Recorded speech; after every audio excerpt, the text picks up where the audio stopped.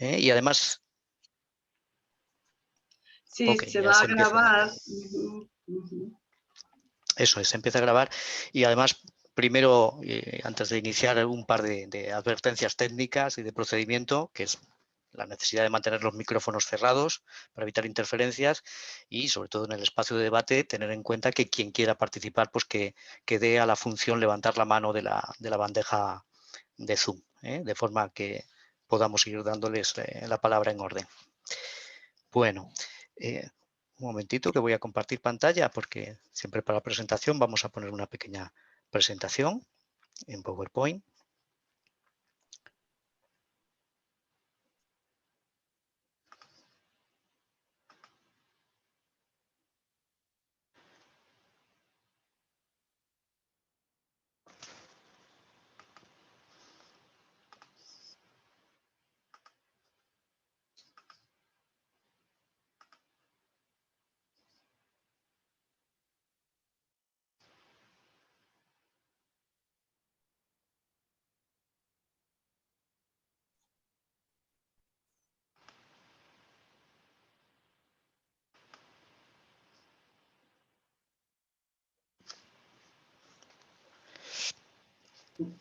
Pues creo que las pantallas no ven la presentación, sino solo con la banda al lado.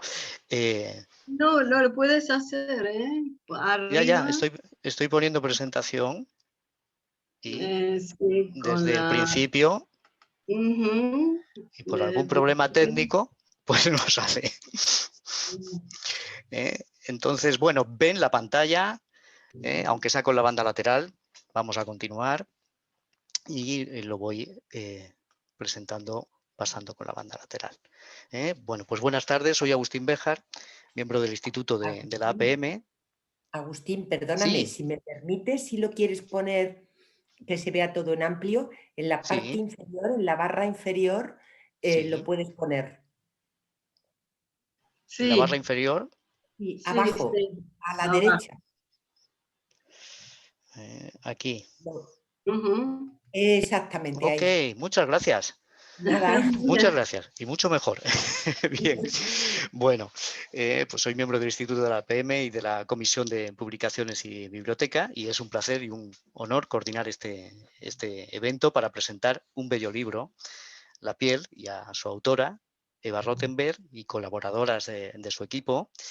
Hemos preparado en el grupo de comisión con entusiasmo esta actividad, especialmente en coorganización con mis compañeras Nazaret Grijalva y Custodia Balbuena, y junto con la directora y secretaria de publicaciones y con el apoyo de toda la comisión, por supuesto. Agradecemos a la Junta Directiva de la APM, a su presidenta, Mercedes Puchol, secretaria científica, Patricia Eisenberg, por su inestimable impulso a este evento, así como a la Secretaría Técnica, con la insustituible participación siempre de Ana Sánchez y Arantxa Vidal. El libro La piel, bebés, niños, niñas y adolescentes hablan con su cuerpo, de Eva Rottenberg, nos comunica de forma muy amena y entrañable la riqueza de una experiencia profesional y vital de escucha del sufrimiento y las emociones en sus diversas expresiones que no puede dejar indiferente, y muestra su gran capacidad transformadora y promotora del crecimiento psíquico, basada en una sólida trayectoria de muchos años como fundadora y coordinadora de la Escuela para Padres Multifamiliar en el Departamento de Dermatología del Hospital de Niños Ricardo Gutiérrez de Buenos Aires. Dispondremos de una auténtica mesa redonda en donde expondrá la autora, Eva Rottenberg, analista titular didacta de APA, y junto a ella comentará nuestra compañera Luz Abatangelo, miembro asociado de APM y de APA, y las colaboradoras en el equipo de la Escuela de Padres Multifamiliar y coautoras también, Silvia Mónica de Francesco, médica dermatóloga y dermatóloga pediátrica, y Magdalena Busaniche, psicóloga, terapeuta vincular y grupal, y por tanto tenemos una auténtica mesa multidisciplinar sobre la integración psicosomática con lo multifamiliar. Voy a dejar de compartir pantalla y pasaré ahora la palabra a la directora de Publicaciones Biblioteca, Alicia Montserrat, que cerrará este preámbulo para dar paso al desarrollo de la mesa después. Adelante, Alicia. Alicia, el micrófono lo tienes cerrado. Sí, disculpen. Ahora, ok. Sí. Gracias, Agustín. Buenas tardes a todos y a todas. Y continuando con tu introducción, solo voy a remarcar que desde la Comisión de Publicaciones y Biblioteca es para nosotros, como ya dijo Agustín, un verdadero honor celebrar la aparición de este libro, La piel, bebés, niños y adolescencia, hablar con su cuerpo. De algún modo, y damos también, digamos que el protagonista es el libro, pero damos la bienvenida y nuestro agradecimiento a la autora Eva Rothenberg junto con sus colaboradoras de este original y sugerente libro, ya que cuando lo lean o los que lo han leído, vais a ver que son páginas que se refleja un trabajo sumamente fructífero, producto de una experiencia largamente transitada, como también ya ha comentado Agustín, en y desde el psicoanálisis, y también dentro de una institución hospitalaria muy prestigiosa en la atención del sufrimiento infanto-juvenil. Bueno, es un valor, porque además de este trabajo se ve toda la transmisión interdisciplinar y el permanente vínculo con otros profesionales de otras áreas. Es un valor muy destacado, según mi opinión de este libro. Lo que lo constituye a mí me parece importante es su propósito de transmitir, de transmisión, que implica a enseñar a pensar, cómo aprender y a investigar. Esto incluso lo podemos ver en el mismo prólogo o en la misma historia que nos cuenta la autora.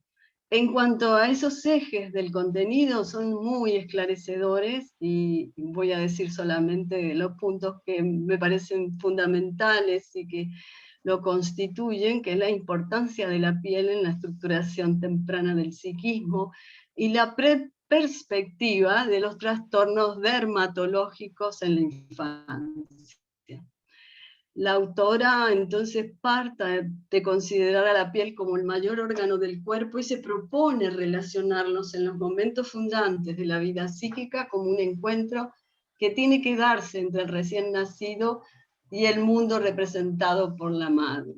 Esto así parece muy fácil, pero sabemos que el libro está atravesado por esa dimensión de la complejidad.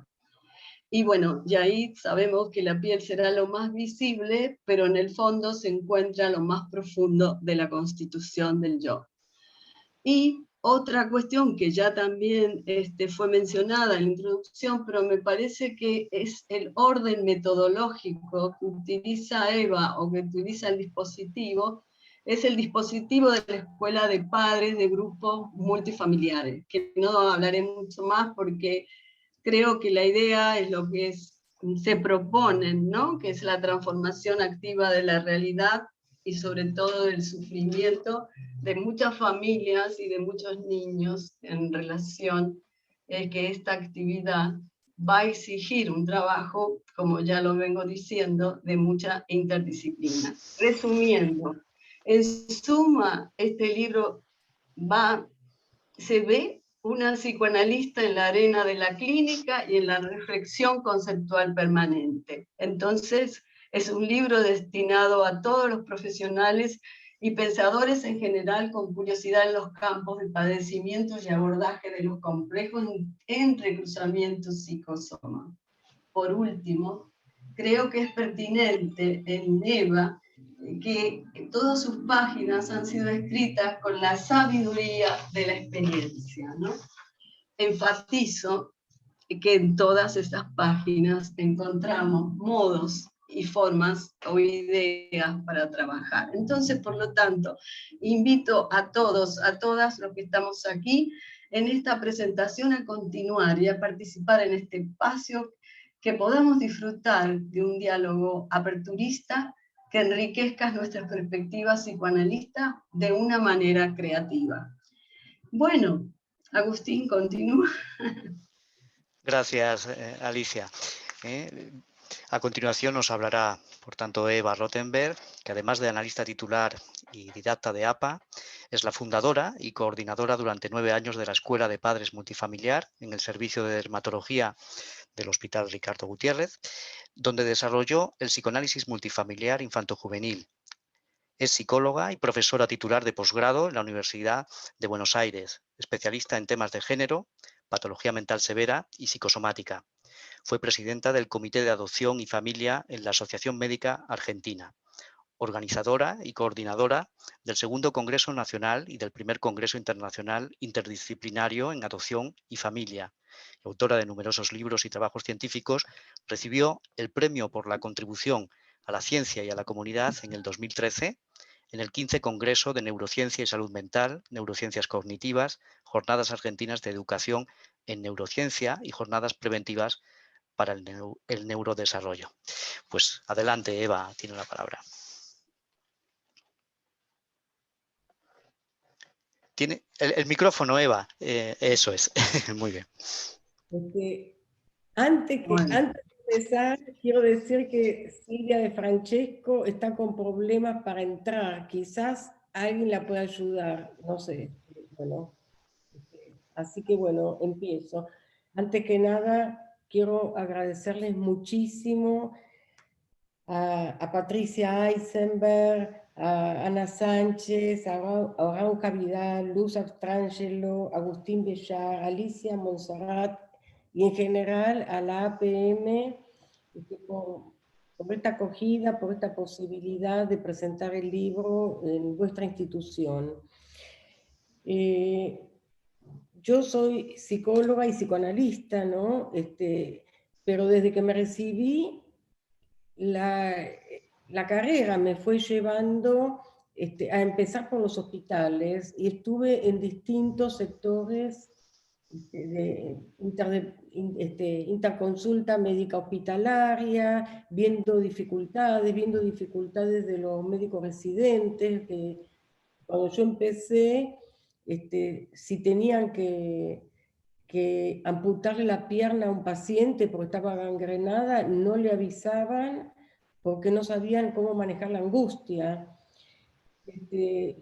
Ahora actualmente han cambiado las leyes y es obligación avisarle o al paciente o a la familia, tener consentimiento, pero bueno, ha cambiado mucho todo el encuentro médico-paciente y la inserción del psicoanálisis.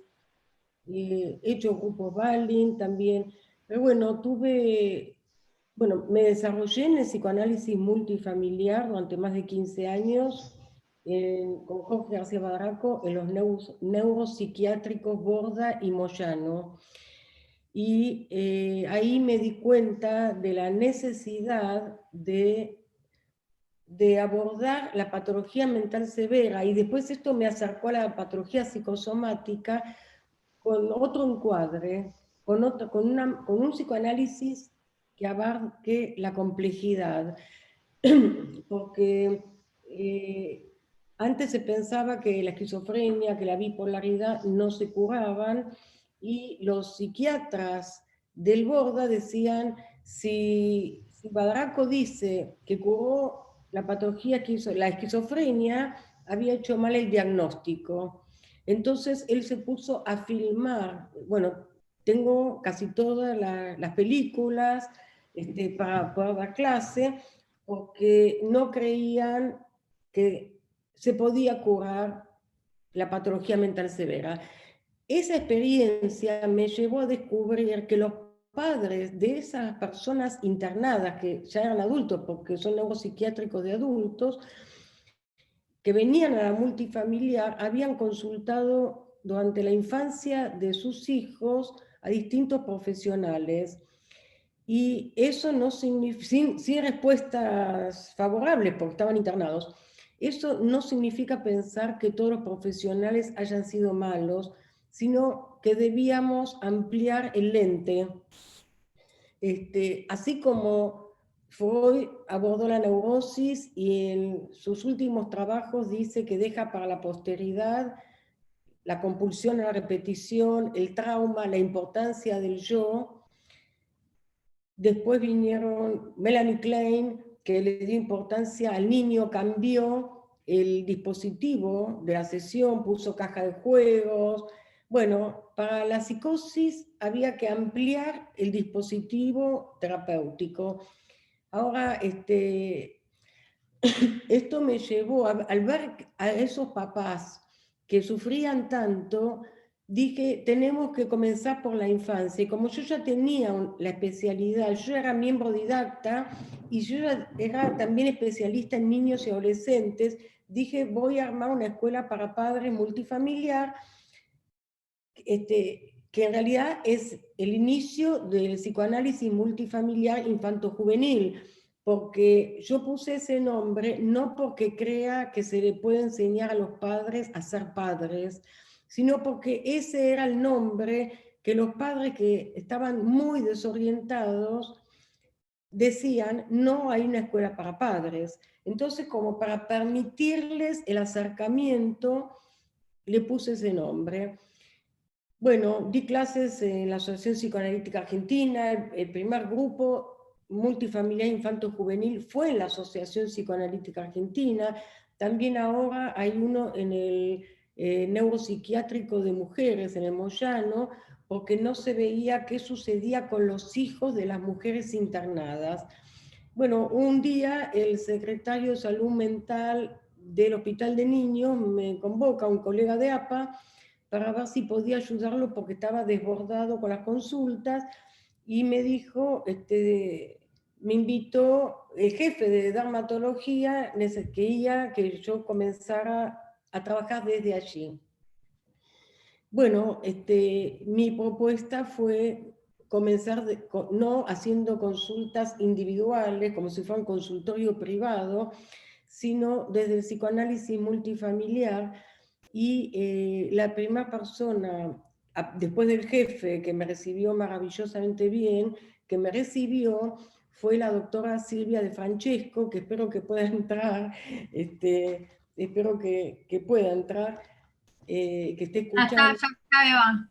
Ah, buenísimo, buenísimo. Ya estoy, pero con el nombre de mi hermana, pude entrar por ahí, de mi hermana.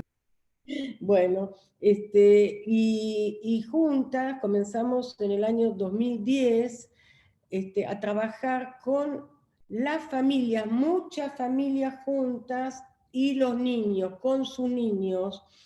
Y después de, la sesión dura 1 hora y media, y después se van las familias y se quedan los profesionales, los médicos, psicólogos, venían alumnos de la UBA, venía gente de España, de Italia, estudiantes, etc. Todos entrábamos siempre, todos entrábamos con todos los niños, y no se necesita mucho, se necesita una mente abierta, se necesita, por supuesto, formación y lápices y hojitas de papel, nada más, no necesitábamos ni caja de juego, nada. Bueno, hay una colega que no está aquí, pero que Patricia Eisenberg la conoce, Carmen Ferrer, que ella vino también al Hospital de Niños invitada por Patricia, que fue un gusto conocerla, y ella me decía, Eva, vos podés ir con un bolsito, con lápices y hojitas, y en cualquier lugar, aunque sea el lugar más humilde, se puede armar un espacio terapéutico, y así es, así es. ¿Qué fui desarrollando yo? A ver, cuando se piensa en la patología psicosomática, tenemos, bueno, los desarrollos de Pierre Martí, tenemos muchos desarrollos que ustedes deben conocer, Winnicott, que le dio mucha importancia a la madre suficientemente buena, y Winnicott habló del estado de no integración diferente al estado de desintegración. Bueno, yo desarrollé una ampliación de las funciones parentales. Las funciones parentales, yo creo que no alcanza con la función materna o paterna, que ahora llamamos de sostén y de terceridad, por el matrimonio igualitario, no son suficientes. Yo creo que hay muchas teorías y que tenemos que enriquecernos con los puntos de vista que aportaron distintos autores. Entonces desarrollé las funciones parentales ampliadas que incluyen temas que ustedes conocen, como dice Freud, cómo se pasa del narcisismo, del autoerotismo al narcisismo, como que se libidiniza al yo, pero Freud habla del primer yo, un yo corporal, pero Laplanche dice que la madre es la que despierta la pulsión del niño. Winnicott que dice que si hay una madre suficientemente buena y el pecho aparece cuando el bebé tiene hambre, el bebé ilusiona que creó el pecho. Winnicott dice textualmente algo del ello, él dice del id, se va engrosando. Eso que se va engrosando es el yo que se va conformando a partir del ello. El yo es una instancia del psiquismo con la cual no nacemos, salvo el yo corporal. El yo se tiene que integrar si las funciones parentales ampliadas, que incluyo también el estadio en el espejo, el apego seguro, el rostro de la madre como primer espejo del niño, como dice Winnicott, incluyo en las funciones parentales varios conceptos de distintos autores. ¿Por qué? Porque la conformación del psiquismo del bebé es complejo y esas funciones parentales son las que van a permitir la organización psíquica de la mente del bebé y el desarrollo del yo. Y esto, disculpen, esto nos permite entender no solamente la patología psicosomática temprana, sino la patología mental severa de la primera infancia. La hiperactividad, todos los trastornos del espectro autista, etcétera, etcétera, porque el yo es una instancia que se puede integrar, se puede desarrollar con fallas o puede no integrarse. Entonces, de acuerdo a todas las funciones parentales, es decir, que son más amplias y que son organizadoras del psiquismo del niño en una interdependencia, no se da naturalmente la integración del yo y tampoco se da solamente con el sostén y la terceridad, es mucho más complejo. Entonces, venían al hospital bebés que las mamás decían, nació con dermatitis atópica. Nadie nace con dermatitis atópica, pero con la idea de Freud, del proyecto, que Freud dice que cuando no hay ligadura, representación, afecto, se produce una descarga. Yo pensé que muchas veces esa descarga se da sobre la mente del bebé. Esa descarga no se da necesariamente en el mundo externo o en el cuerpo del adulto. Muchas veces esa descarga afecta la mente del bebé. Y el bebé desde la temprana infancia, los padres quizás por traumas propios, el bebé no tiene un yo de entender las vivencias, lo que está sintiendo y lo expresa con su cuerpo. Bueno, entonces, estos desarrollos permitieron que se pueda comprender muchísimas patologías, pero además la importancia de trabajar conjuntamente con médicos, pediatras, dermatólogos, y además que, así como en la psicosis, hay un aspecto inconsciente que no tiene representación palabra, en la patología psicosomática y orgánica se da lo mismo. Hay una falta de representación palabra que dé cuenta del afecto.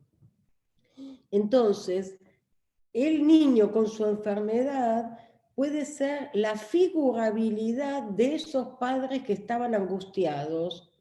Dicho de otro modo, una vez que el bebé o el niño enferman, los padres no tenían representación de por qué tenían angustia. Bueno, de pronto están angustiados porque su hijo, su bebé, su niño está enfermo. Es la figurabilidad y fíjense que hay una depositación, una descarga, pero en el otro. Esto explica muchos temas que no entendíamos, como también temas pero no lo voy a hablar hoy, de deseo de cambio de identidad de género, etc. Entonces, a partir de un encuadre ampliado, que se puede realizar no solamente en hospitales, sino también en privado, desaparecen las listas de espera, desaparece el tiempo acotado de tratamiento. En las obras sociales y en los hospitales, por lo menos en muchos países, hay mucha lista de espera. Acá en Argentina es larguísima, y después hay un tiempo acotado de tratamiento. Ese modelo de atención conduce al fracaso terapéutico, y después dicen el psicoanálisis no sirve, o esta patología no se cura, o la psicosis no se cura, o la patología psicosomática no se cura, sin registrar de que para situaciones graves, para situaciones donde no hay representación palabra, 3 meses no es suficiente para ningún tratamiento, no es suficiente para la neurosis, menos va a ser para situaciones más graves. Entonces, fuimos, no sé cuánto tiempo tengo, porque quisiera que hablen todos, si no me... un par de minutos más, pero si necesitas 3, 4, se puede. Hasta ahí. ¿Bien?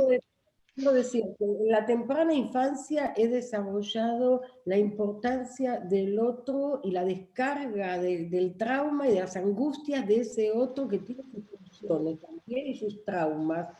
Y en la adolescencia, la emergencia de la sexualidad genital, y que los jóvenes púberes y adolescentes que no han desarrollado bien su yo, que no han integrado suficientemente bien su yo, frente a esta demanda pulsional que es muy fuerte en la adolescencia, con los cambios corporales, con el deshacimiento del vínculo de los padres de la infancia, la demanda pulsional es muy fuerte, y si el yo no está suficientemente integrado, no puede lidiar con las demandas del ello, ni con el super yo, ni con la realidad externa, y tampoco puede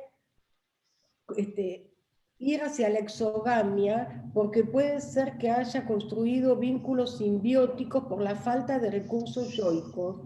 Ese joven, hombre o mujer, va a tener una demanda excesiva en la adolescencia, y por eso puede llegar a tener o un brote psicótico o la emergencia de una patología psicosomática u orgánica. Es decir, que en la temprana infancia hay una especificidad, y en la adolescencia también hay una especificidad, que por primera vez esa fuerza pulsional y el ver que todo el grupo de amigos empiezan a hablar de la sexualidad, de la pareja, no importa si es de otro sexo, del mismo sexo, pero surge la necesidad de la pareja. Si el yo no está con suficientes recursos, hará un síntoma, porque la exigencia es muy fuerte. Bueno, dejo por acá porque me gustaría... Está Silvia Francesco, que me gustaría mucho que participe, Maggie, Luz, Elvira, bueno, todos. Perfecto, muchas gracias Eva, y efectivamente creo que luego habrá en el tiempo de debate también para poder ampliar mucho. Bien, a continuación comentará Luz Abatangelo, es doctora en psicología, miembro de la Asociación Psicoanalítica de Madrid y de la Asociación Psicoanalítica Argentina, especialista en niños y adolescentes de IPA, profesora de máster en la Universidad de Alcalá y profesora invitada del máster de la Universidad Complutense de Madrid, secretaria de la Comisión de Publicaciones y Biblioteca de la APM. Pues tienes la palabra, Luz, adelante. Muchas gracias. Bueno, buenas tardes Argentina y buenas noches Madrid. Es realmente un placer para mí poder estar en este encuentro para presentar el libro de mi querida amiga Eva Rothenberg y de sus colaboradoras. Y agradezco a la Asociación Psicoanalítica de Madrid, a nuestra compañera Patricia Eisenberg por Secretaría Científica y a Alicia y mis compañeros por haber facilitado, habilitado que fuera yo la comentadora del libro, dado que soy parte de la Comisión de Publicaciones y Biblioteca. Bien.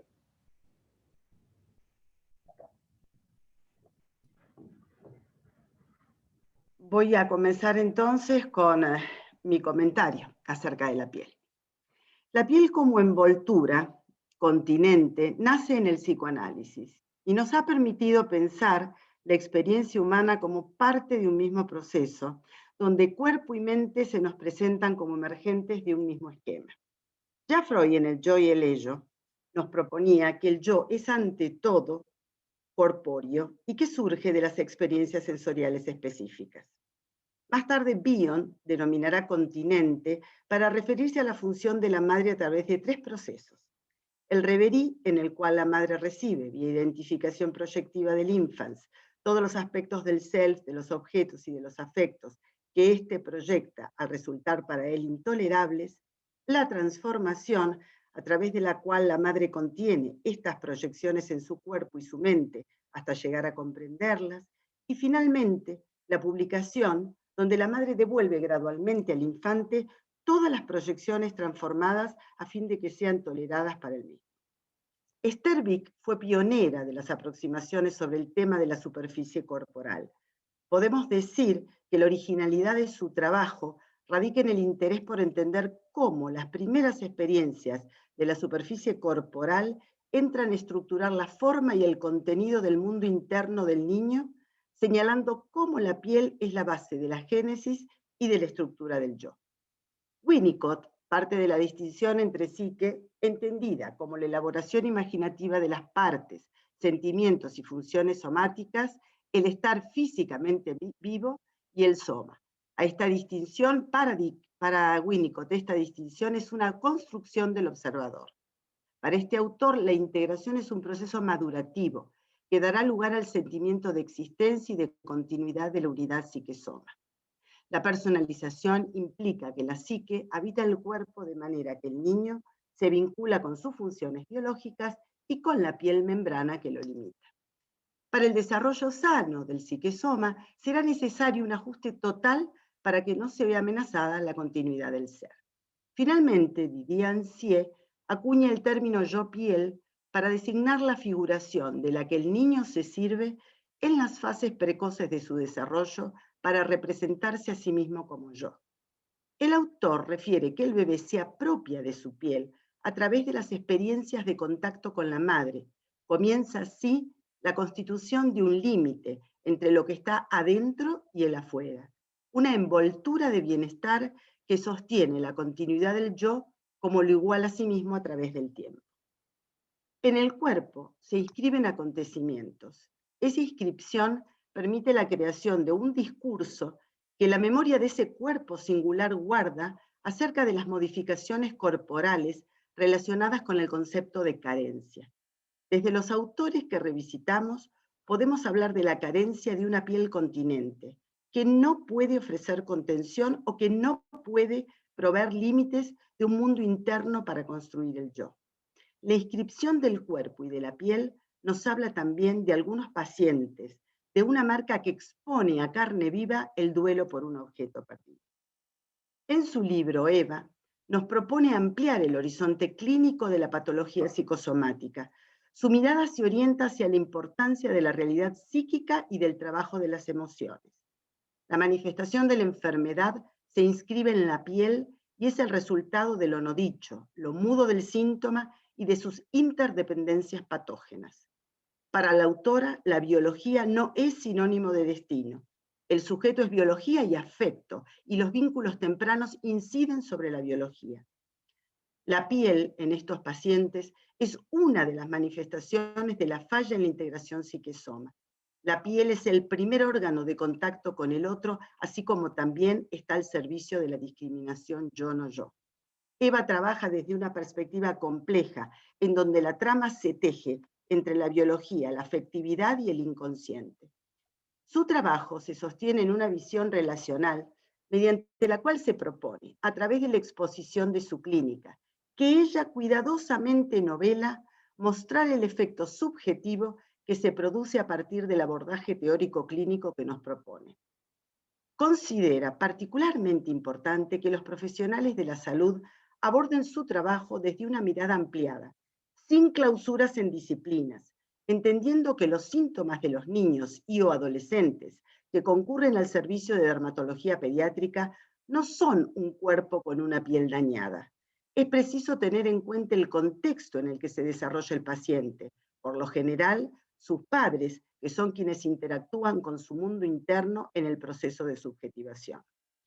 Siguiendo a Winnicott, Eva sostiene que la integración psique-soma es un proceso que requiere tiempo de maduración y por lo tanto las vicisitudes que puedan recorrer el vínculo niño-padres afectarán el desarrollo mental y la integración psique-soma.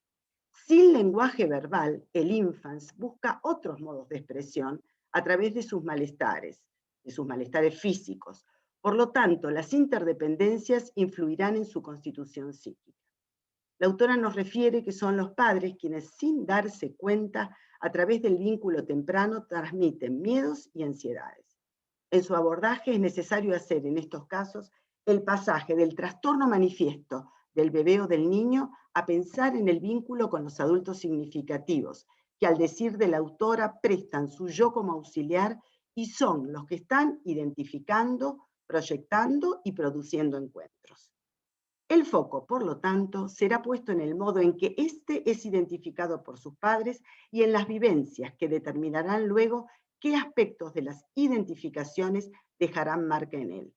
Resulta muy interesante la conceptualización de Eva acerca de las funciones parentales.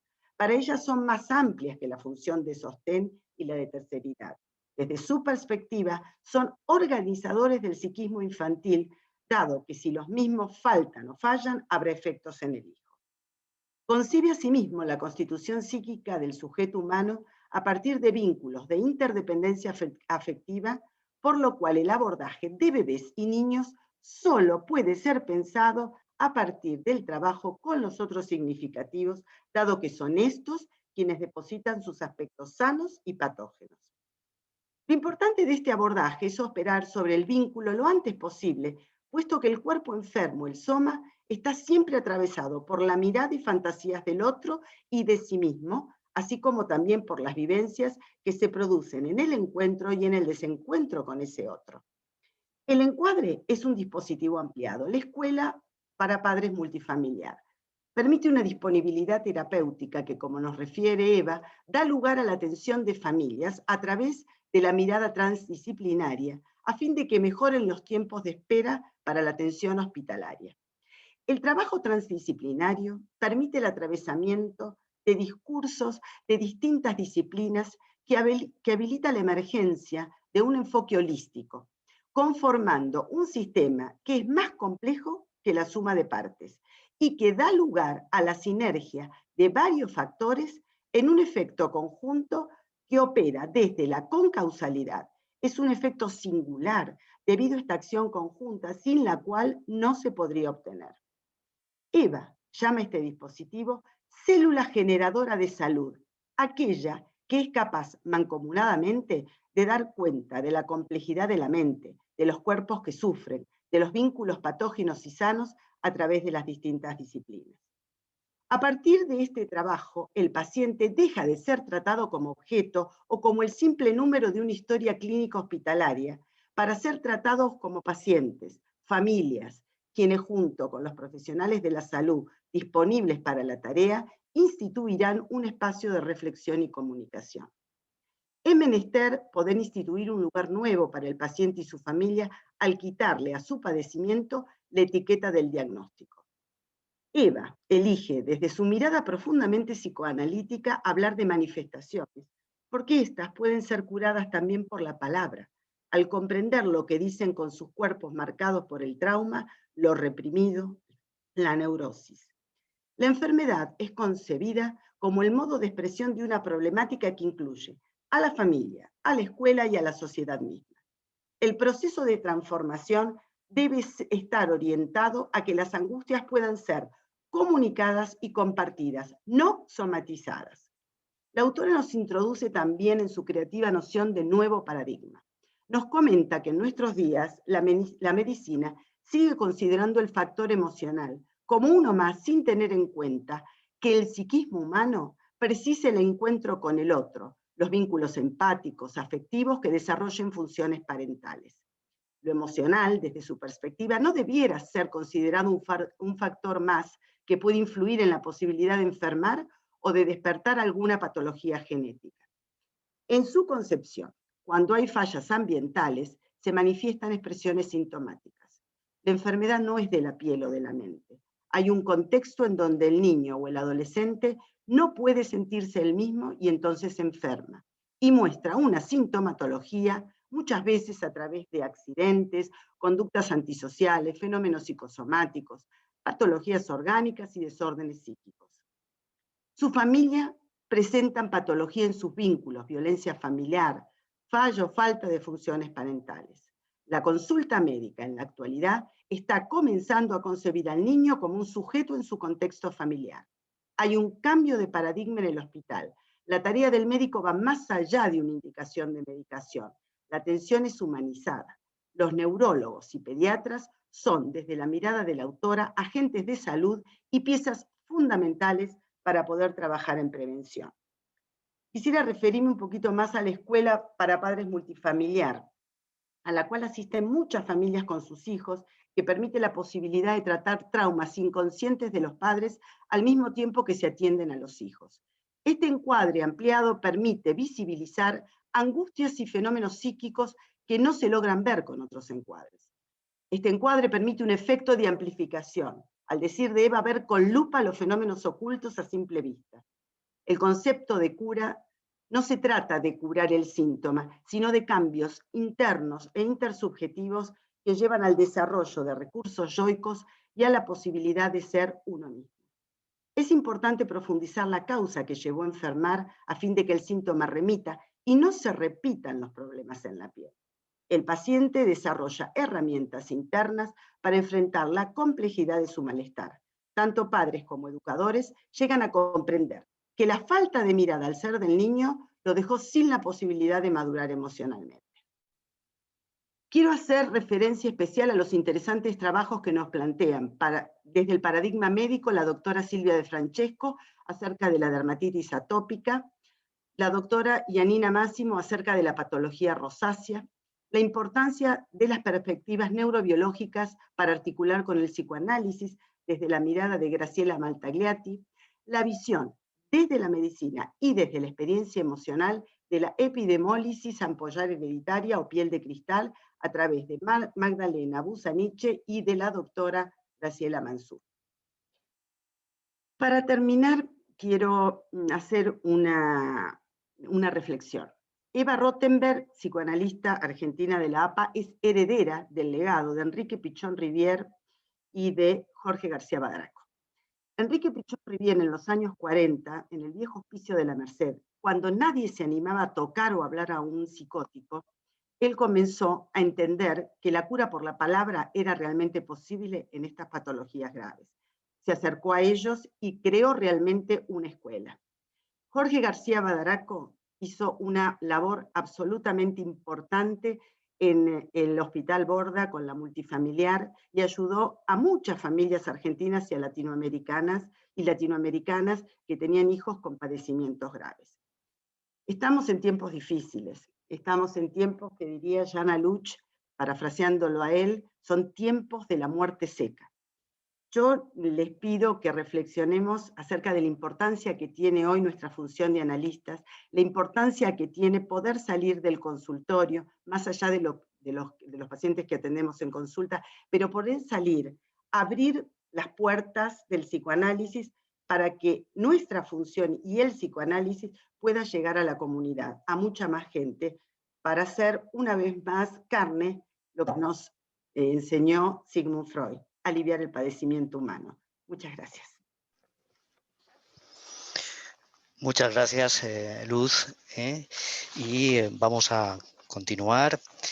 Voy a pasar la palabra a las dos coautoras y colaboradoras del equipo de Barrotenberg. En primer lugar, Silvia Mónica de Francesco, especialista en dermatología pediátrica por la Facultad de Medicina de la Universidad de Buenos Aires, responsable del sector dermatoscopia del Servicio de Dermatología del Hospital de Niños Ricardo Gutiérrez desde 2011 e integrante de la Escuela para Padres Multifamiliar, que ha contribuido con el capítulo de dermatitis atópica al libro La piel. Pues adelante, Silvia, cuando quiera.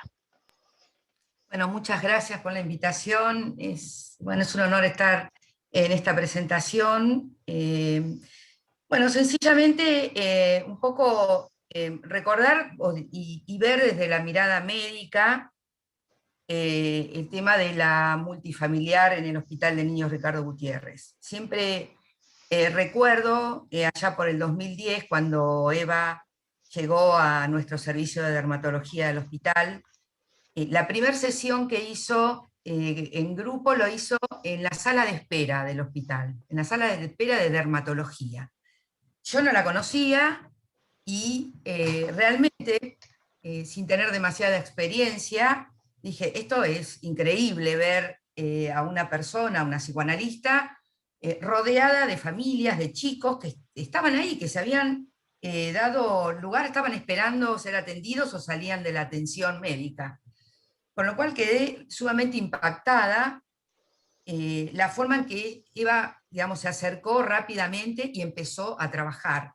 Es una gran luchadora, una gran trabajadora, que imparte mucha, digamos, energía para todos.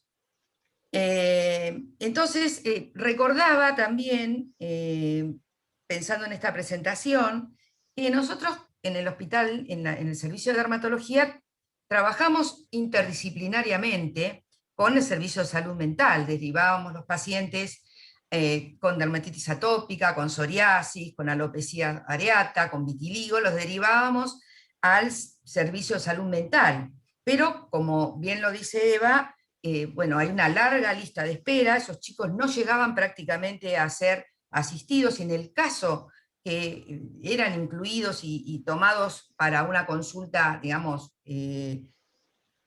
única, digamos, consulta con un terapeuta, prácticamente nosotros no teníamos una devolución, ni podíamos llegar, por dificultades del sistema, a relacionarnos con el terapeuta. Y si nos relacionábamos, quedaba ahí, digamos, el dermatólogo se dedicaba a curar la piel y descansábamos en esa situación, y por otro lado, el analista, el terapeuta, quedaba, digamos, con el aspecto emocional del paciente. Con lo cual yo pensaba un poco el tema de la integración del yo, ¿no? de cómo intentamos esta cuestión, y que la medicina y la forma, digamos, en que nosotros vemos o se asisten los pacientes mayoritariamente, es dividiéndolo en pedacitos y no integrando nada. O sea, ayudamos y contribuimos a desintegrar a esa persona, a ese sujeto que está sufriendo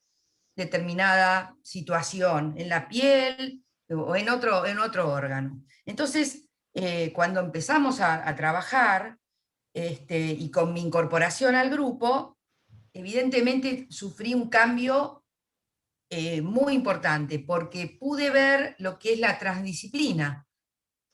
Me sentía atravesada por muchas otras saberes, por el saber de Eva, y por el saber de los padres, por el saber de las abuelas, por el saber de un docente. Entonces, realmente es tan enriquecedor poder ver, digamos, que nuestro paciente, que dentro de un consultorio médico es un objeto a estudiar, vamos a estudiar qué patología tiene y qué tratamiento le vamos a dar, cómo ese paciente, esa personita que está siendo atendida por nosotros, en un consultorio médico, se transforma en otra cosa, en un sujeto con múltiples aristas, con un montón de situaciones que realmente lo primero que hace es desaparecer el diagnóstico clínico. Desaparece la dermatitis atópica, desaparece la psoriasis, desaparece ese rótulo que le damos los médicos, lamentablemente por nuestra formación,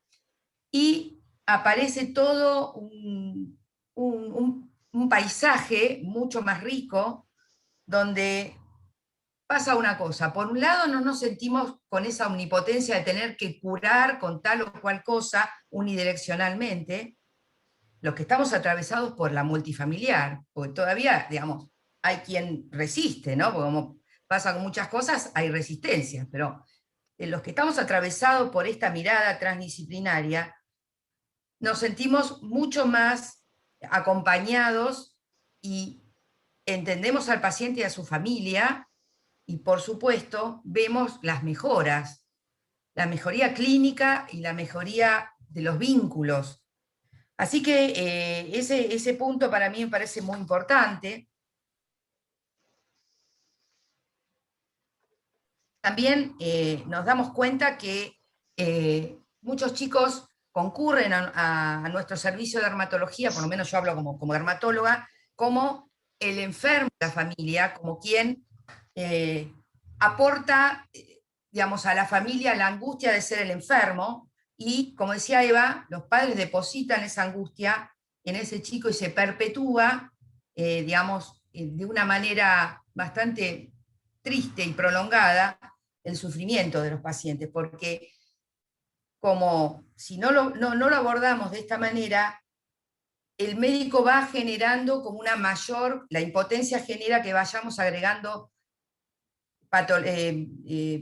medicaciones cada vez más fuertes y más potentes. Pasamos de una medicación tópica a una sistémica, y de una sistémica a una medicación mucho más inmunosupresora, y a partir de ahí hay como una especie de encarnizamiento digamos, por querer lograr una mejoría clínica, digamos, de las medicaciones que estamos utilizando. Entonces, lo que me parece a mí muy importante es que con este dispositivo hemos logrado que muchos chicos con patologías de piel grave no llegaran a, digamos, medicaciones, digamos, que tienen muchos efectos adversos, y en el caso de lo que lo tuviéramos que utilizar, que nos ha pasado, sabemos que esa medicación solamente es un bastón que vamos a usar por corto tiempo, y que, nos va a ayudar a permitir trabajar mucho más en la multifamiliar,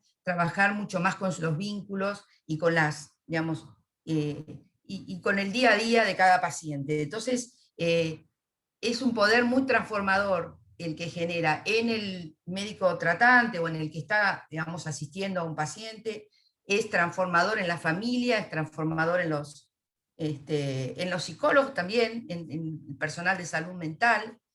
Y bueno, creo que eso para mí fue, digamos, un hallazgo y un descubrimiento que me permitió cambiar también como persona. Me ha ayudado a mí, digamos, como a ver algunas cuestiones incluso personales en relación a mi hija, y eso, digamos, sigue siendo, digamos, muy poderoso la acción de la multifamiliar y de este dispositivo. Así que, bueno, para mí es la mejor forma, la mejor opción que podemos ofrecer a nuestros pacientes.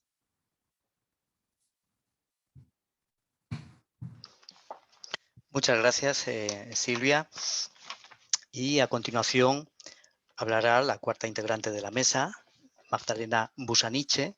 Es licenciada en Psicología, terapeuta vincular y grupal, miembro de la Escuela para Padres Multifamiliar de Baden-Württemberg y especialista en patologías de piel y mucosa, miembro del CEDIGEA, que es Centro de Investigación de Genodermatosis y Epidermólisis Ampollar, y es co-creadora de En mi piel, en la piel de todos, una web de información y apoyo a personas con enfermedades crónicas.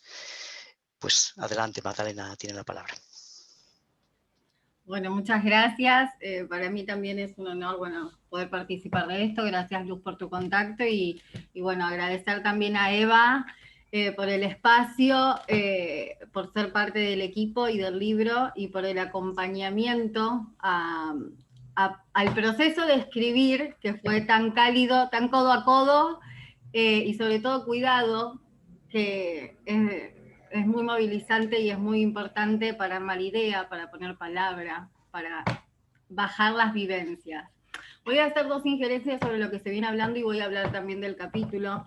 Lo que sí me interesa también que quede claro con respecto a este encuadre es lo que tiene que ver con la múltiple transferencia. Acá no solo la transferencia, a diferencia del encuadre bipersonal, o sea, la transferencia no está solo con el terapeuta, que en este caso sería coordinador, ¿sí? Sino con todas las otras familias y los pacientes y con los otros profesionales. Y eso hace que funcione como una red de sostén que es muy importante.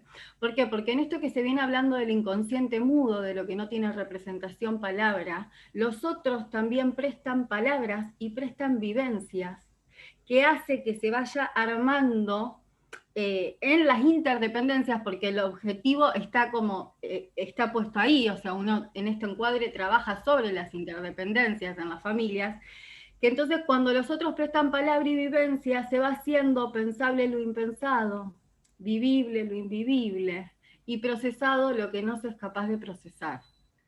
Y eso me parece como muy importante recalcar, para que se tenga en cuenta. Y lo otro que también quería aportar es que en esto de la célula generadora de salud, que decía Luz, es muy importante poder empezar a ver, ampliar también seguir ampliando para poder empezar a generar políticas de salud públicas para la comunidad, desde toda esta transdisciplina, porque no solamente es un dispositivo que está en relación con lo médico y con la salud mental, sino también con todo lo educacional. Hay directores, hay docentes, con también enfermeros, con toda la parte legal, sobre todo todo lo que tiene que ver con lo legal de las familias, lo social, trabajadores sociales, o sea, como en esto también como que es muy importante el aporte de la comunidad, que también tomando lo que decía Luz.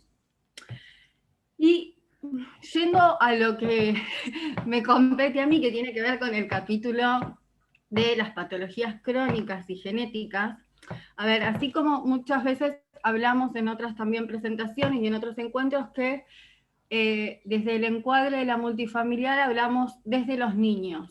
Bueno, yo creo que también en el libro, y con este modo de trabajar, se empieza a hablar desde las personas que no son tan vistas, que son las personas con estas vivencias, con estas etiquetas de enfermedades crónicas y enfermedades genéticas, donde el lado emocional es frecuentemente que quede por fuera y siempre se hace el foco a los tratamientos y a todo lo médico y a todos los cuidados y rutinas para lo físico, pero no se remite si no se trata, o sea, si se trata un solo aspecto y no se trata como un todo, ¿sí? Porque si se trata solo lo físico, se puede pensar que no hay cura, que es imposible vivir de otra forma, y hay mucha resignación y mucha desesperanza. La idea y el aporte que se hace en el libro es poder mirarlo integral, o sea, mirarlo desde la virtualidad sana, haciendo referencia a Jorge García Badaraco, que es desde dónde esta vida es vivible, desde dónde es posible con todo lo que le implique o no la enfermedad a la persona. O sea, es poder ayudarlo y acompañarlo a considerar la parte sana de lo físico y de lo emocional también, para que tenga un sentido para sí mismo y para que pueda vivir con los mejores recursos que pueda desarrollar, y no centralizar solo en lo físico, que es lo diferente a los otros, ¿no? Sino poder manejar lo emocional fundamentalmente para aportar a la calidad de vida. El diagnóstico, cuando es muchas veces irreversible, cuando es sin cura, cuando es sin tratamiento, cuando está la muerte permanentemente latente, hace que no solo los padres, sino en el equipo tratante, muchas veces se genera un vacío, una desolación, que lleva a la o sobreprotección muchas veces o a la anulación de la persona. Por eso es muy importante que nosotros podamos tener como terapeutas y como equipo tratante, incluyendo toda la disciplina, una tolerancia emocional donde podamos, o sea, contener la angustia que nos produce la angustia del otro. Y en el libro cito al libro donde dice, no es necesario tranquilizar a veces, sino simplemente comprender lo mal que el otro le está pasando. Y respetar y alojar eso. Y como equipo tratante, no caer en, que no nos invada la desesperanza, no caer en el no cambio o en las teorías de catastróficas por ahí que a veces aparecen este estilo de vidas, sino poder, como la idea que esto también retomando lo que dijo Luz, es que la genética no marca el devenir y el futuro de la persona. Y que desde esa mirada nuestra, esa piel nuestro, se va cambiando, se van creando nuevos modos de pensar, nuevos modos de vivir, donde la persona pasa a ser más sujeto que una enfermedad. Porque muchas veces se identifican con la enfermedad y pasan a ser solo un caso interesante, donde muchos tratamientos, muchas intervenciones quirúrgicas son solo no para la persona, sino para los médicos, para sacar algún paper más, y no para lo que le sirve a la subjetividad de la persona. Por eso tenemos que ir como reconociendo y acompañando que se puedan reconocer como sujetos llenos de deseos, de proyectos, que mirarlos desde la virtualidad sana también genera esperanza, genera vida, aunque esté marcada esta vida por la patología. Para entender y tomar conciencia de lo que implica una patología genética y crónica, hay que atravesar, o sea, se tiene que atravesar un duelo de darse cuenta de lo que no es y quizás no se vaya a hacer nunca. Es convivir con la incertidumbre diaria, que ahora con la pandemia muchos entendemos mucho más, pero esta incertidumbre se crece, el yo corporal, el yo psíquico, crece con esta incertidumbre diaria, de dolor, de bañarse, de comer, de no saber si se puede ver, donde muchas veces se naturaliza esta incertidumbre, y es la única manera de existir que ellos saben, ¿sí? No conocen otra forma de vivir que esta, y esto es muy importante tenerlo en cuenta. También es necesario conocer las limitaciones que someten a la persona, esto de los turnos, de no poder hacer esto, no poder hacer aquello, la explicación, las molestias, los dolores. Es un duelo prolongado que lleva muchas preguntas y entre ellas el por qué a mí. Y esto a veces no tiene respuesta y genera mucho sufrimiento, pero lo que sí podemos acompañar es el para qué, que es el dar sentido a través del dolor de esta vida.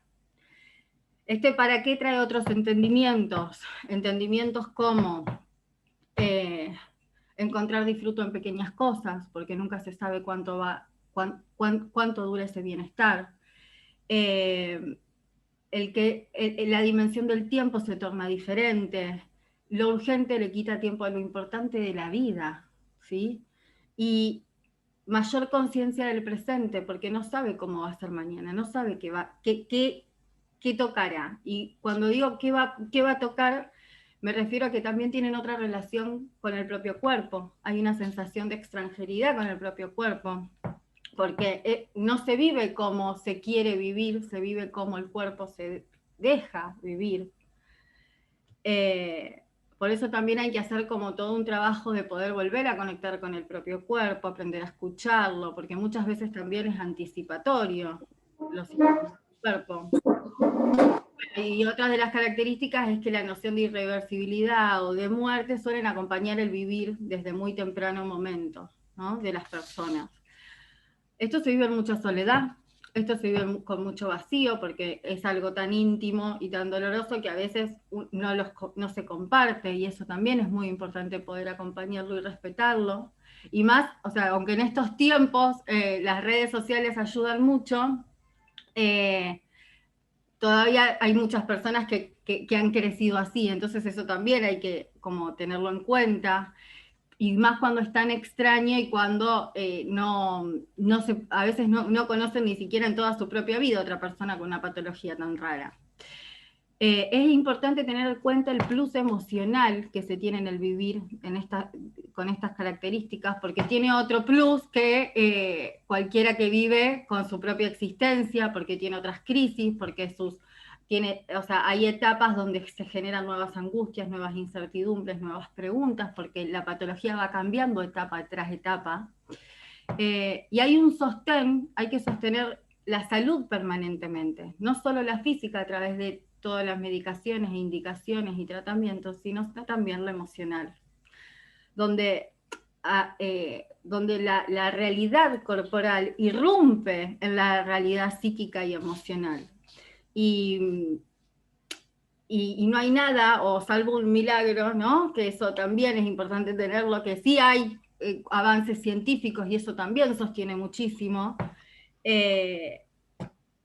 Lo que está en juego es la calidad de vida física y emocional, y que lo emocional influye constantemente en la recuperación, en la estabilidad y en la evolución de lo físico. Y eso todo el equipo tratante lo tiene que tener en cuenta permanentemente. Contar con otro, el acompañamiento, y desde donde sea brindado el acompañamiento de cada uno del equipo, es muy importante para afrontar estas vivencias, para dar nuevos entendimientos y para encontrar nuevas maneras de irse armando y viviendo, integrando el cuerpo, la mente, el alma, el emocional, para poder tener una vida más vivible, para poder elaborar y proyectar y apropiarse de la propia vida, ¿no? Así que bueno, esto como era un poco lo que les quería compartir y la importancia de también tener este encuadre para las patologías que son desde este lugar. Y otra cosa a aclarar es que no hay que tener, o sea, la idea es que sea como un grupo integrado por muchas patologías o no, y por distintos momentos también que van atravesando la familia. Nada es rígido acá en el encuadre, porque todos se van aportando entre todos desde los distintos momentos del proceso. Y eso es importante también tenerlo en cuenta.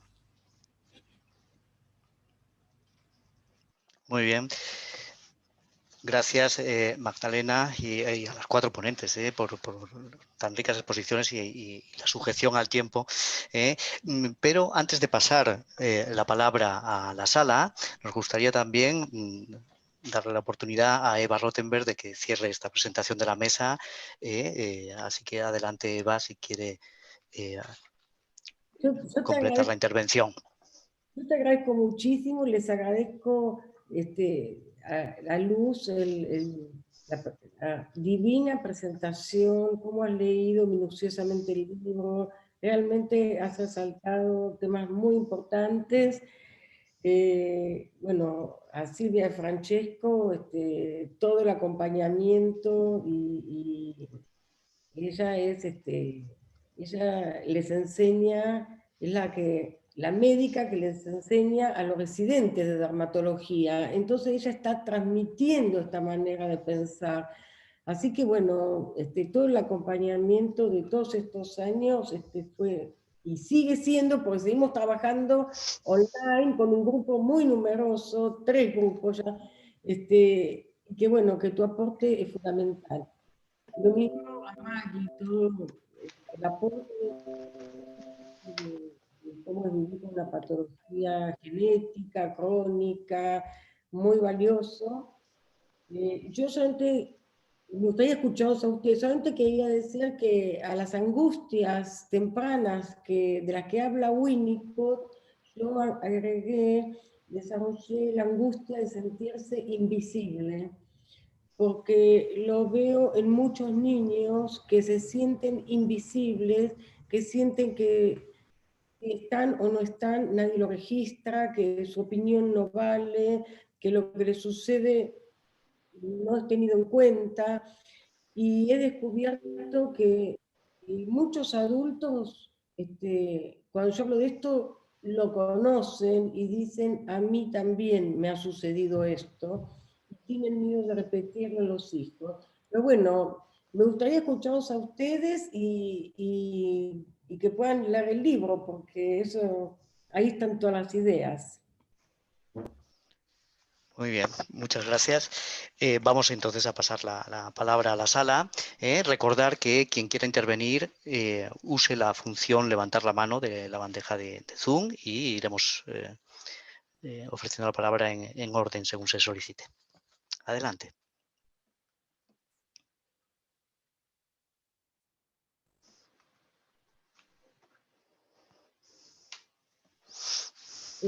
Quizás tú... Sí, hay una petición de Burguillo Prieto. Adelante, Fernando. Eva, no se te escuchó porque se te silenció. Hola, buenas noches y buenas tardes. Eva, Magdalena, Silvia, qué gusto volver a veros. Luz, Agustín, muchísimas gracias por traernos este trocito de la Escuela para Padres y del hospital y de la piel aquí. Bueno, estoy encantado de volver a escucharlo. Quería simplemente comentar, desde mi posición de médico, devenido a psicoanalista y devenido a psicoanalista multifamiliar, sentía muy sintónico todo este planteamiento del valor de la esperanza y de la dificultad que tiene a veces el modelo médico con la esperanza, ir subiendo los tratamientos de nivel y bueno, desde esa posición en la que parece que el paciente no tiene nada que hacer y todo lo tenemos que hacer nosotros, en esos equilibrios difíciles de impotencia y de omnipotencia, cómo se van cargando los tratamientos, cómo se van cronificando las patologías y cómo va siendo difícil el articular de alguna manera que las cosas puedan ir cambiando, ¿no? En este sentido me parece que el grupo aporta una experiencia de mejoría y de cambio, de posibilidad, de realidad de cura, que creo que es un antídoto estupendo para la desesperanza y que creo que bueno, en el campo de la psicosis, que es donde yo más me muevo, ocurre, pero desde luego que en el campo de lo psicosomático también, que es una tarea por motivos parecidos, pues bien difícil, ¿no? De poder colocarnos en esa posición en la que el cambio es posible y desde la esperanza trabajar para él, porque desde la desesperanza creo que no se puede trabajar para eso. Simplemente quería enunciarlo y bueno, si alguno os animáis a comentarlo, pues os lo agradecería. Un abrazo.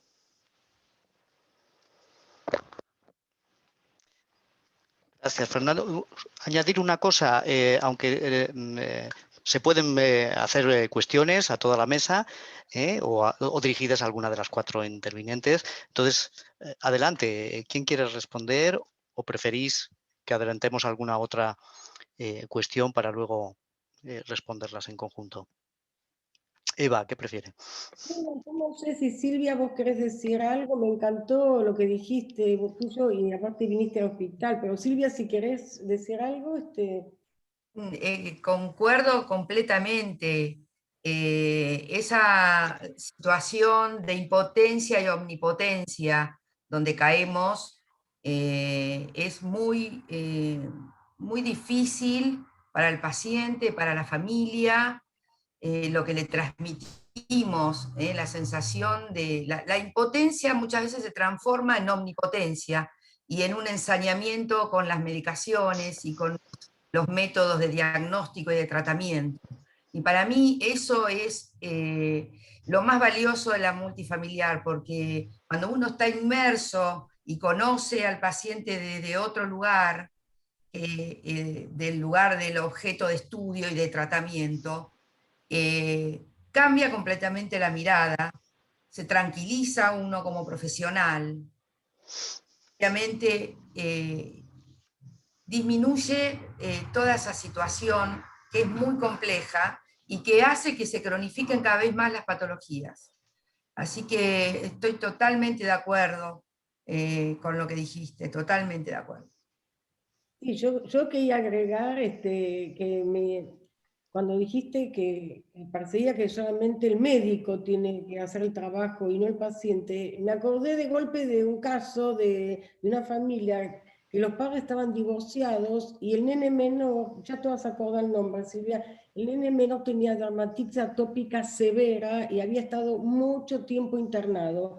El papá que estaban divorciados, con los 2 hijos mayores se iba a ir de vacaciones de invierno y la mamá no lo dejaba ir al menos porque tenía miedo que se enferme, que tenga un brote de dermatitis atópica y que entonces y que esté lejos porque esté de vacaciones. Como la madre decía que no le se había brotado todo, y entonces fueron a consultarle a los médicos, y gracias al trabajo que Silvia está haciendo con los médicos, que les está enseñando, en lugar de darle más medicación, le preguntaron al nene, ¿tú qué quieres hacer? ¿Quieres irte de vacaciones o te quieres quedar? El niño dijo, me quiero ir. Entonces lo autorizaron a irse, y la mamá vino sola al grupo multifamiliar y empezó a llorar y dijo, yo pensé que estaba cuidando a mi hijo de los brotes de dermatitis y ahora me doy cuenta que él me estaba protegiendo del vacío y de mi angustia. Y ahí empezó el cambio, ahí empezó a mejorar el niño. Eva Soledad se llamaba esa mamá. Ah, Soledad, bueno. Bueno. Elvira, me encantaría que digas algo. Bien, hay una palabra pedida a nombre de Begoña Gómez. Luego entonces. Adelante, Begoña. Si quieres tú, Elvira, di, que no me importa. No, vale. Bueno, muchas gracias por esta presentación y a todas las autoras que habéis colaborado en el libro. Yo no tengo la suerte de haber trabajado en estos momentos en un clima de hacer algo multifactorial, pero sí he trabajado con Badaraco en varios encuentros hace muchos años de un grupo terapéutico y fue una experiencia increíble. Pero bueno, más allá de todo esto, de las felicitaciones, yo llevo como 15 años investigando la piel y trabajando la piel, pero dentro de una consulta privada, desgraciadamente. Entonces, lo que sí quería preguntar, sobre todo con la psoriasis, en niños, adolescentes y adultos, a ver si compartís esta experiencia. Yo he sacado algunas conclusiones, pero las más importantes, algunas ya habéis dicho, es la presentación siempre de un inconsciente no reprimido. Por ejemplo, es también cómo el brote de psoriasis normalmente frena una imagen corporal, una imagen psíquica corporal, y es una imagen líquida. A mí me ha costado mucho darme cuenta de esto, pero no sé si que vosotros tenéis más experiencia, si eso es así. Es una imagen líquida, entonces el brote de psoriasis frena eso. Un funcionamiento psicótico y a veces casi psicótico con vivencias igual delirantes o deliroides más bien, ¿no? Y entonces a mí me ha servido empezar a trabajar con los significantes formales de Ansié para llegar a la metáfora del continente, del yo pie, pero yo no sé si estos son mis casos o compartís esto o tenéis alguna otra experiencia, porque todavía sin leer el libro que estoy esperando a leerlo. Bueno, pues gracias. Bueno, en realidad acuerdo con la teoría de Ansié, pero no generalizaría en todos los casos de psoriasis, porque yo creo que una de las riquezas del psicoanálisis es pensar el caso por caso y la subjetividad. Hacemos hipótesis, pero pensar el caso por caso, y acuerdo de una familia que consultó porque la niña de 9 años hizo una psoriasis a los 9 años del tronco, todo el tronco. Silvia, te debes acordar, y resulta que la familia no quiso intervenir, la nena dijo, ¿puedo hablar? Le dijimos, por supuesto que sí. Corrió la silla, se acercó a nosotros y empezó a contar, se lo voy a hacer breve por el tiempo, pero habían abusado de, no los padres, un profesor de una hermana, otro, un tío de la otra. Resulta que la madre había sido abusada toda la vida y yo le dije, mira, te voy a decir algo que quizás pienses que estoy loca, pero me parece que inconscientemente te hiciste un escudo protector porque no te sentís muy segura en tu familia. Y eso es lo que yo siento. Después hubo otros casos de niños que con alguna alguna situación en la piel desde recién nacidos y que fueron rechazados por la madre inconscientemente. Es decir, que yo acuerdo con la teoría en sí, pero creo que tenemos que pensar la subjetividad que se expresa con distintos síntomas, ¿no? Y bueno, la riqueza del psicoanálisis de pensar caso por caso. Justamente Bien, de esa paciente, perdón, adelante Eva. Silvia, sí.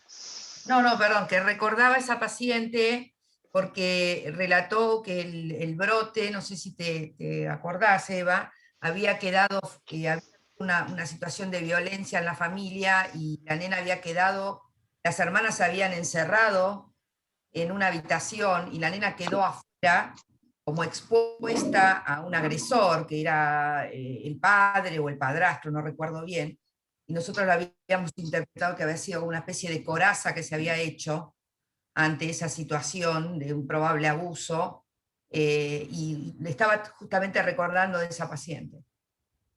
Sí. Una cuestión de orden, si me permitís, antes de que sigáis respondiendo, porque estamos casi en el tiempo previsto, pero podemos alargarlo hasta 15 minutos más, y lo digo también porque de momento no hay petición. Sí hay una petición de Teresa Sánchez, una palabra pedida. ¿De acuerdo? Y a Elvira la tenés también. Y a Elvira, Tercera, efectivamente, que estaba ¿eh? de antes. Pues Vale. adelante, Elvira, si quieres, y posteriormente Teresa Sánchez. Bueno, pues bueno, primero quería decir que muchísimas gracias a Eva, a Maggie y a Silvia por haberme dado la oportunidad de aprender de vosotras. Bueno, sabéis que sois personas que respeto y admiro muchísimo y bueno, pues siempre os estaré súper agradecida. Y bueno, pues cada vez noto más pues, la importancia de lo que aprendí en esos grupos multifamiliares y quizás si puedo compartir esto con los que no han tenido la suerte de poder asistir, a mí me dio la esperanza de entender que había lugares en los que se entendía la infancia de otra manera y desde esta comprensión de la infancia diferente, pues como sujetos, como personas, que parece muy obvio, pero la sociedad pues no, o sea, no está estructurada de esa manera, de ahí que se sientan invisibles, etcétera, porque no son personas, lamentablemente todavía, en el nivel jurídico, que es a lo que me dedico ahora.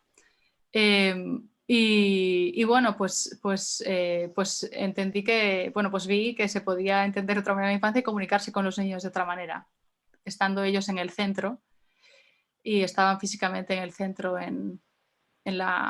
bueno, pues en los grupos multifamiliares y estaban cercanos con la proximidad suficiente como para poder ser escuchados y poder hablar.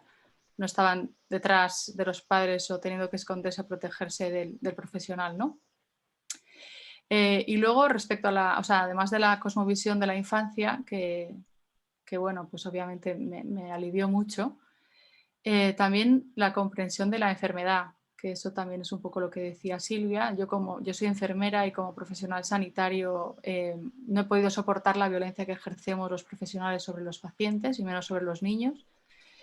Y bueno, pues eso, esta humildad de la que hablaba Silvia, ¿no? Que desde luego que transmite y no la dice solamente de palabras, sino que la ejerce, y es incorporar otras voces en entender lo que ocurre, bueno, pues también me pareció bueno, pues transformador, ¿no? El ver que había lugares en los que la enfermedad se entendía de otra manera y por lo tanto se abordaba de otro modo. Respecto a una cuestión que todavía sigo planteándome y no sé todavía qué hacer con ella, eran los factores estructurales que están más allá del grupo multifamiliar y que afectaban mucho a los niños, ¿no? Por ejemplo, una cuestión pues estructural, dos cuestiones que se repetían bastantes veces y que bueno, pues que quizás el psicoanálisis tampoco lo pueda, no sé, es una pregunta que planteo y que le planteo al libro y a la propuesta, es el tema de, por ejemplo, la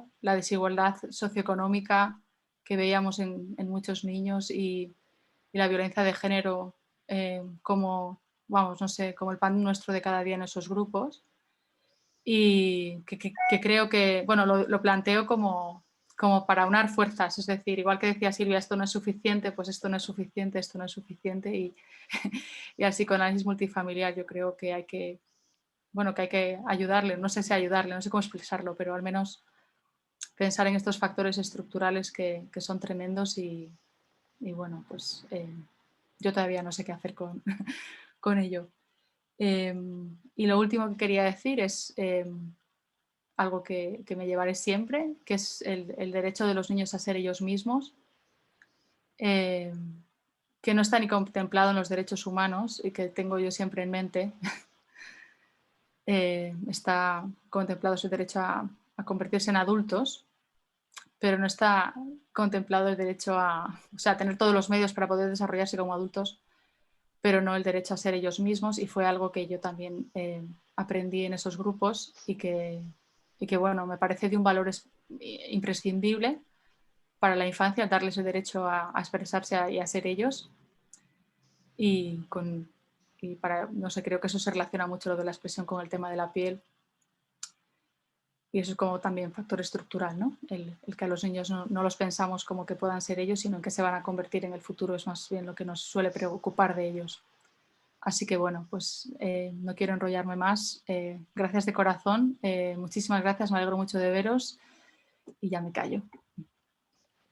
Muchísimas gracias, Elvira, muchísimas gracias.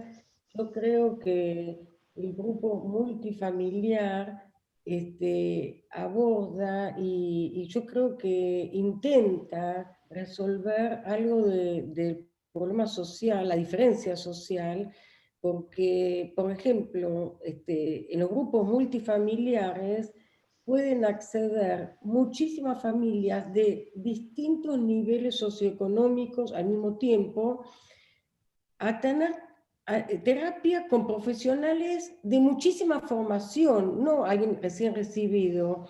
Es decir, que el psicoanálisis no tiene por qué ser un lujo de pocos, sino que nosotros, al mismo tiempo que atendemos a muchas familias, a niños, también estamos enseñando a otros colegas porque están presentes.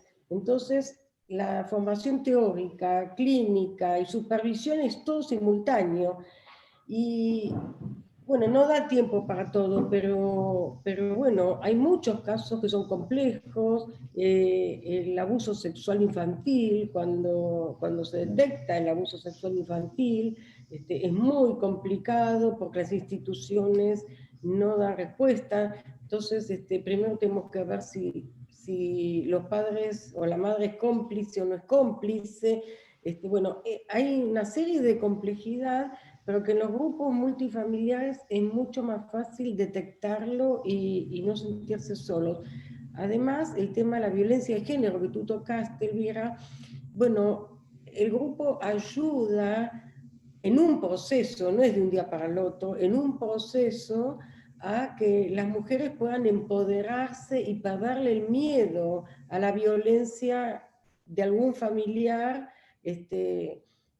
porque bueno, una vez que se puede compartir, una vez que puede ser pensado entre muchos, ¿no? Pensar lo impensable, después se puede resolver. Y bueno, y si hay que dar a intervenir a la justicia, se hace. Lo que pasa es que la realidad, no sé cómo es en España, pero en Argentina es complejo. Pero bueno, perdona, solo quería decir que no era una crítica al grupo multifamiliar, sino al revés, como una llamada a colaborar con el grupo.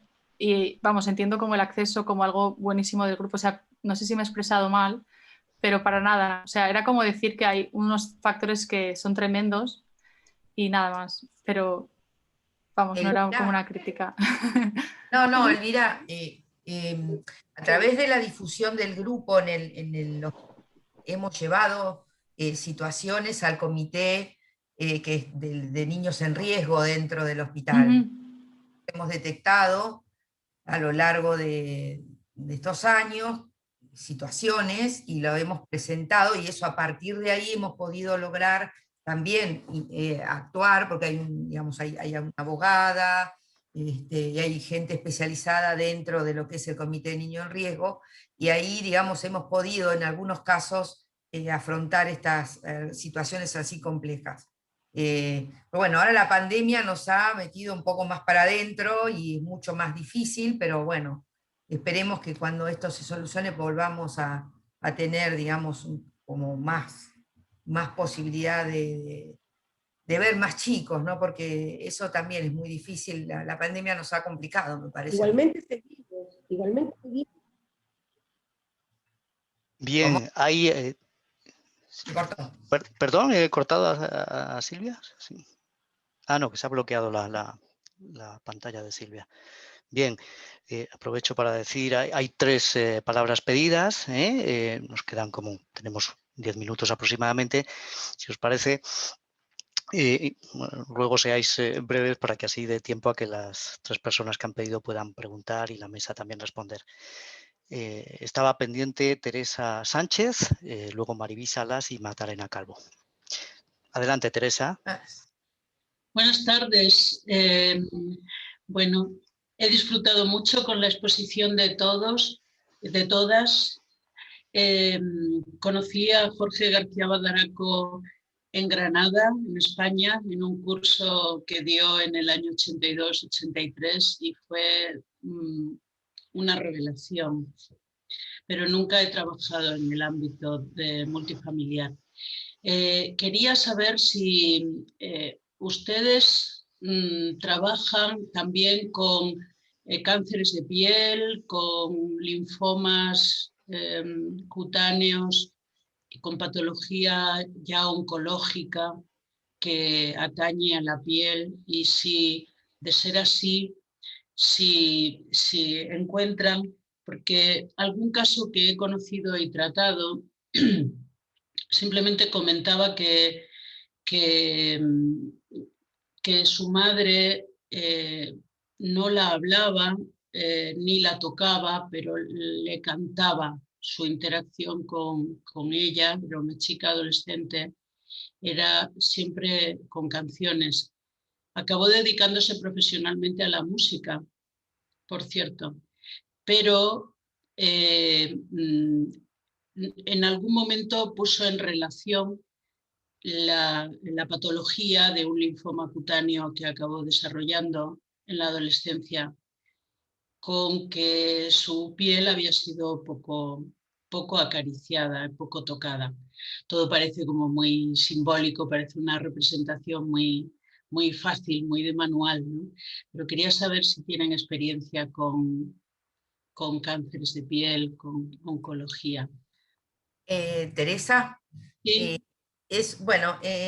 Generalmente los linfomas cutáneos se ven en personas más grandes o en adolescentes, y tal vez nosotros tenemos un grupo etario más chico. Hemos tenido algún caso, pero muy, digamos, prácticamente, digamos, no hemos abordado el caso especialmente de linfomas cutáneos. Y de cánceres de piel por suerte tenemos pocos casos, y manejamos más todo lo que es patología reaccional, o sea, todo lo que es dermatitis atópica, psoriasis, bueno, el vitiligo, pero hemos tenido pacientes oncológicos o que han atravesado, digamos, una patología oncológica, por ejemplo, pacientes con leucemia, una niña que tiene un nevo melanocítico congénito enorme, que era todo el cuerpo y aparte una leucemia linfoblástica. Bueno, hemos tenido una experiencia muy interesante con esa nena, y ver un poco la situación familiar.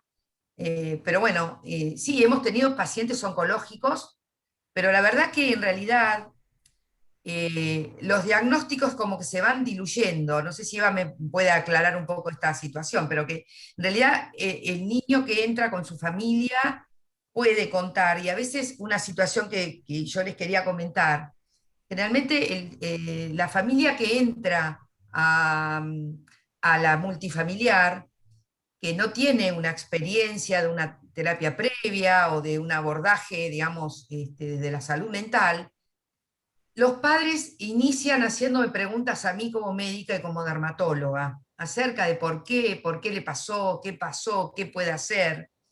esas son las primeras sesiones, 1 o 2 sesiones, pero rápidamente empieza como a diluirse el diagnóstico, empieza como a perderse el diagnóstico médico y empiezan a aparecer otras cuestiones. Y ya los padres van perdiendo esa ansiedad de querer saber por qué le pasó esto de tal manera y si se va a curar o no se va a curar, y van apareciendo otras angustias, otras situaciones, y a medida que va apareciendo eso, muchas veces el cuadro cutáneo va desapareciendo, salvando la distancia con, digamos, con un linfoma cutáneo, con un cáncer de piel. Pero en realidad, eso me interesaba transmitirles, que empieza, digamos, con un abordaje, con una interacción más con el médico al principio, y después se va perdiendo, por suerte, y van apareciendo otras riquezas, otros abordajes. Gracias.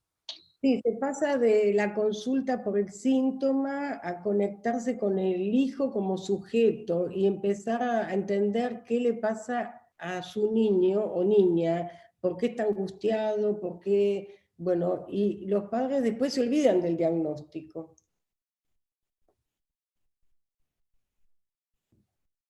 Muy bien, gracias. Tiene la palabra Marivisa. Os ruego, como dije, por favor, ser breves para que podamos escuchar a las dos que han pedido la palabra y cerrar la mesa.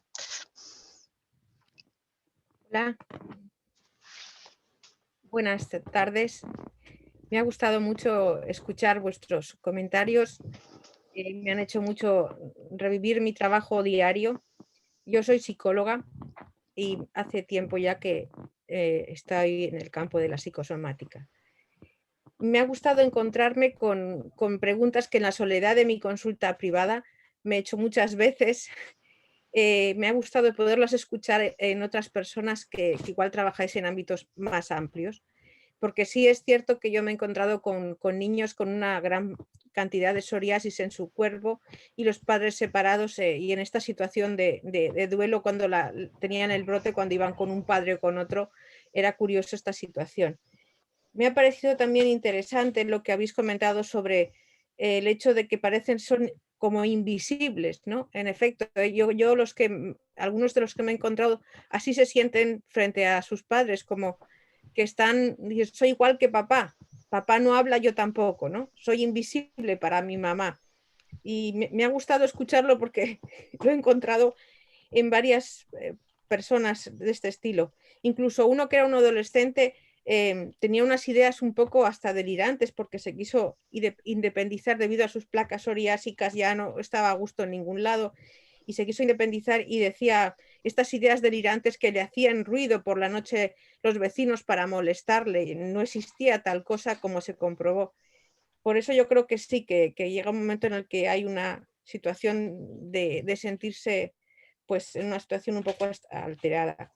Y también me ha agradado mucho escuchar a Magdalena Busaniche, cómo ella les hace ver la parte buena o la parte saludable de su situación vital, en la que se focaliza un poco, como dice, como así la he entendido, en mejorar su calidad de vida viendo la parte positiva que puede tener su vida en otros aspectos para que tome más conciencia del presente, ¿no? Encontrar el disfrute de la vida, creo que has comentado. Creo que eso es muy saludable porque pues yo más bien soy la receptora y como yo creo que muchos de los que estamos aquí, de las angustias del otro y del malestar que él viene a contarnos, ¿no? Entonces, de repente, poderle expresar, vamos a ver otras cosas positivas de una manera tan... Me va a disculpar, Mariví, pero tenemos limitación de tiempo, entonces... Pues eso sería un poco el agradecimiento a todo lo comentado y el ampliar un poco esta expresión de Magdalena sería adecuado para mí poderla escuchar. Y a todas las demás. Gracias y lo siento por la extensión. No, tenemos esa limitación, vamos a tener que parar la petición de palabras para que pueda responder la mesa. Hay una palabra pedida de Magdalena Calvo, pero Magdalena, me informan imposible prolongarlo más y bueno, pues creo que tiene que acabar hablando la mesa. Adelante, por favor, y luego cerramos el acto. Bueno, nosotros trabajamos siempre desde la virtualidad sana, no desde el déficit, no desde pensar lo que falta, sino en ver la virtualidad sana y a partir de ahí trabajar los conflictos o trabajar lo traumático. Ver al sujeto, no la enfermedad.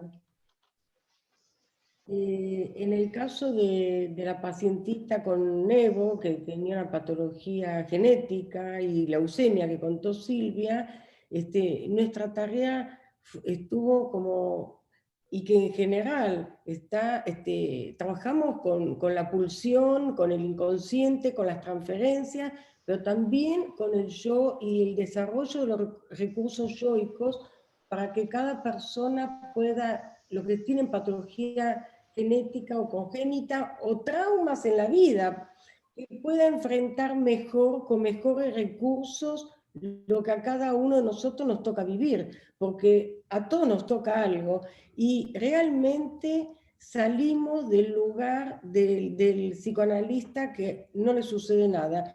Es decir, por supuesto que no vamos a compartir en una catarsis, porque le damos mucha importancia a la terapia individual, que no es excluyente del grupo multifamiliar, le damos mucha importancia a la formación del terapeuta, pero también al mostrarse como persona y como ser humano. Bueno, hay mucho para decir, pero no alcanza el tiempo, así que le dejo el lugar a Maggie y a Silvia. Agustín, si me dejas quisiera decir algo, muy brevemente. A mí me parece muy importante estos desarrollos que se vienen haciendo, tener en cuenta que para que esto sea posible en los hospitales hay que concientizar a los médicos. Eso es un tema fundamental y me parece que una de las cosas que estamos haciendo desde APM justamente es ofrecer los famosos cursos que se hacen para pires y mires, bueno, que son los residentes, son los MIRES, residentes médicos, y los PIRES son psicólogos. ¿Por qué? Porque si nosotros no podemos llegar con el psicoanálisis, por eso yo hablaba de psicoanálisis de puertas abiertas a la comunidad, si nosotros no podemos llegar a los médicos para que lo entiendan, no tenemos entrada en los hospitales. Esta es la realidad. Para que haya este tipo de dispositivos, que a mí me parece que ayudarían muchísimo, necesitamos médicos que entiendan que el sujeto humano no es solamente una biología. Y para eso nosotros como institución tenemos que dar el primer paso, y por suerte en APM lo estamos dando con los cursos que damos. Yo quería agregar algo a lo que decís, Lu, que este fin de semana se hizo el Congreso Argentino, y estuvo el secretario científico de FEPAL, que vive en México ahora, y que se está puntualizando el trabajo en la comunidad, del psicoanálisis en la comunidad, y él dijo que espera que el psicoanálisis multifamiliar se pueda desarrollar en todos los países. Y quiero decir que si bien Badaraco desarrolló el psicoanálisis multifamiliar para la psicosis, para adultos, la que lo desarrollé en lo infanto-juvenil fui yo, y en muchos países se está haciendo grupos de psicoanálisis multifamiliar, pero todavía no hay grupos infanto-juveniles. Y bueno, eso requiere una formación especial porque hay que entender, hay que saber de psicoanálisis infanto-juvenil, el dibujo, el juego, etc. Bueno, acá dejo. Muchas gracias, Eva, muchas gracias nuevamente a las 4 ponentes, y gracias también a todos los asistentes y a los que habéis comentado.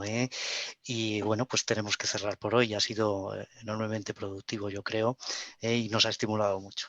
Bueno, pues buenas noches a todos. Adiós, un aplauso. Chao, gracias. Gracias a todos.